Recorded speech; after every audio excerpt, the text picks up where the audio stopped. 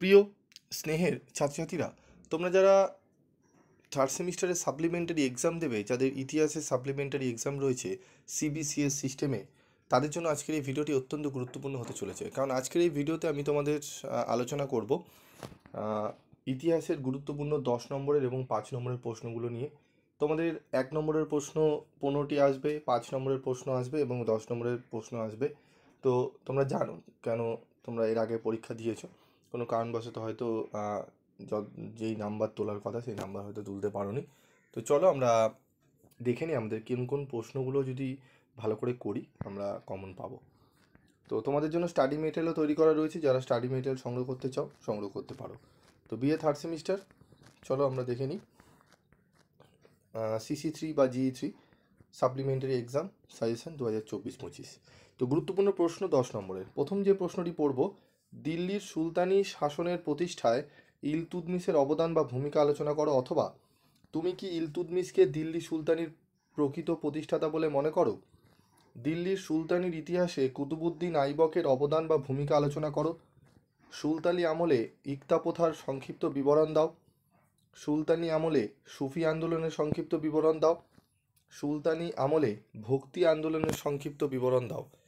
এটি 2023-এ জেনারেলে এসেছিল, সুলতানি আমলে ভক্তি আন্দোলন। তাহলে সুফি আন্দোলনটি অত্যন্ত গুরুত্বপূর্ণ। ইক্তা প্রথার সংক্ষিপ্ত বিবরণ দাও, এটিও গুরুত্বপূর্ণ। তাই 2, 3, 4 নম্বর প্রশ্নে আমি স্টার মার্ক দিয়েছি। এই প্রশ্নগুলো ভালো করে পড়ে নেবে, দেখবে অনেকটাই তোমরা কিন্তু উপকৃত হবে। তারপর দেখো আমাদের রয়েছে আকবরের ধর্মনীতি আলোচনা করো। এই যে প্রশ্নটি 23-এ এসছে, যেটি খুবই গুরুত্বপূর্ণ, সেটি হচ্ছে শের শাহের শাসন নীতি বর্ণনা করো।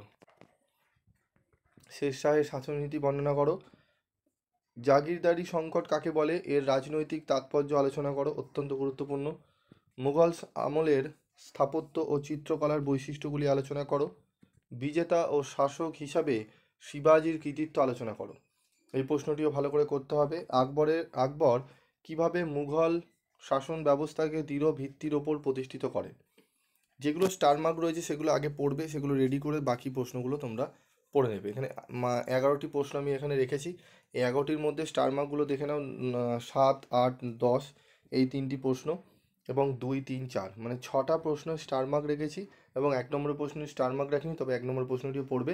মোট 6টা থেকে 7টা প্রশ্ন দেওয়া রয়েছে। 6টা থেকে 7টি প্রশ্ন ভালো করে করে নিলে আশা করি তোমরা কমন পেয়ে যাবে, ঠিক আছে? তো দেখো তারপর আমাদের রয়েছে আরও 3টি প্রশ্ন আমি রেখেছি। আকবরের রাজপুত নীতি আলোচনা করো। মুঘল মনসবদারি প্রথার বিবর্তন আলোচনা করো। ইলিয়াস শাহী বংশ কোন দিক থেকে বাংলার ইতিহাসে এক নতুন অধ্যায়ের সূচনা করে, এই প্রশ্নটিও। তো চলো এরপর আমরা দেখে নেব 5 নম্বরের প্রশ্ন। 5 নম্বরের প্রশ্নগুলো দেখে নেব। সুলতান সম্পর্কে বলবনের কি ধারণা ছিল? 2023-এ জেনারেল দিয়েছে, তোমাদের যারা পরীক্ষা দিয়েছিল এই প্রশ্নগুলো দিয়েছিল। ইক্তা প্রথার বৈশিষ্ট্যগুলি আলোচনা করো।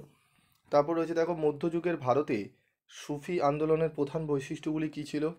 বাংলা সংস্কৃতির ক্ষেত্রে হুসেন শাহের অবদান আলোচনা করো। কাবুলিয়াত ও পাট্টা বলতে কি বোঝো?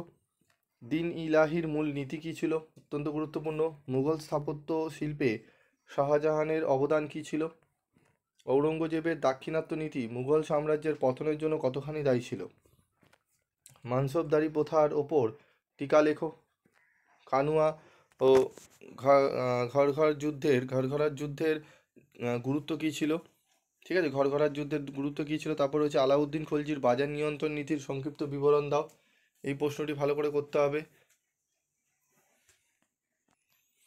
ঠিক আছে? তারপর দেখো আমাদের মোহাম্মদ বিন তুগল কোন দিল্লি থেকে দৌলতাবাদ এর রাজধানী স্থানান্তর করেন? প্রথম পানিপথের যুদ্ধ অপেক্ষা দ্বিতীয় পানিপথের যুদ্ধ কি বেশি গুরুত্বপূর্ণ ছিল? জায়গিরদারি সংকট বলতে কি বোঝো? এগুলো স্টার মার্ক খুব ভালো করে তোমাদের কিন্তু পড়তে হবে, ঠিক আছে? এই যে প্রশ্নগুলো বললাম, এখানে 5 নম্বরের 14টি প্রশ্ন, তার মধ্যে স্টার মার্ক প্রশ্নগুলো আগে পড়বে, তারপর বাকি প্রশ্নগুলো পড়বে। এবং 23-এ যেগুলো এসে গেছে খুব একটি আসার সম্ভাবনা নেই বললেই চলে। আমি যার জন্য মার্ক করে দিয়েছি, তোমরা অনেকেই কনফিউশন হও, অন্যান্য জায়গায় সাজেশান দেখছো, সেখানে এই 23-এর প্রশ্নগুলো পাচ্ছ। এই প্রশ্নগুলো একটু ভালো করে করো, দেখবে অনেকটাই তোমরা উপকৃত হবে। হ্যাঁ, এবং তোমাদের আর কোন কোন সাবজেক্টে সাজেশান লাগবে অবশ্যই কমেন্ট বক্সে লিখে জানাবে, আমি চেষ্টা করব তোমাদের সাজেশানগুলো দিয়ে দেওয়ার। আজকের মতো ভিডিওটি শেষ করছি, দেখা হচ্ছে পরবর্তী ভিডিওতে। সকালে ভালো থেকো, সুস্থ থেকো।